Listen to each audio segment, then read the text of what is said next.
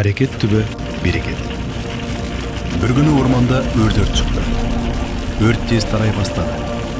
Ормандағы барлық жануарлар, құстар, жәндіктер, жыландар, қояндар, қасқырлар, аюлар, тіпті динозаврлар да орманын тастап қаша бастады.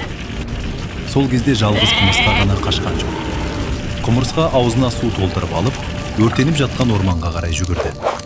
Барлығын көктен бақылап тұрған періште бұл оқиғаға таң қалды. Бұл көріністің сырын білмек болып, періште аспаннан жерге түсіп, құмырсқаның қасына келді. Періште: "Ей, кішкентай құмырсқа, қайда барасың? Өртеніп өлесің ғой." Құмырсқа: "Мен орманды сөндіруге барамын. Орманым менің отаным ғой. Туған отанымды отқа тастап қашқаным ұят қой." Періште: "Сенің аузындағы бір тамшы суға орман өрті қалай сөнеді?" Құмырсқа: "Харекет менен болса, берекет Алладан болады." Құмырсқа жанып жатқан отқа бір тамшы суын шашты. Дәл сол кезде құмырсқаның жасаған қарекетін көрген ақ періште жанып жатқан орманға нөсер жауын жіберді. Ақ жаңбыр 3 күн, 3 түн тоқтаусыз жауды. Ормандағы өрт толық сөнді.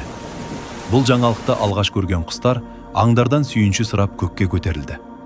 Құстар: "Сүйінші, сүйінші, сүйінші, ормандағы өрт сөнді. Барлық аңдар орманға қайтыңдар." Барлық аңдар орманға қарай жүгірді. Аңдар: "Алақай, алақай, алақай, орманға ораламыз" деп қуанып келеді. Құс: "Қайран өз үйім, кең сарайлы боз үйім" деп әндетті. Балалар, біз қандай қиын кезде де өз үйімізді, өз отанымызды қорғаймыз. Қарекет түбі берекет деген осы.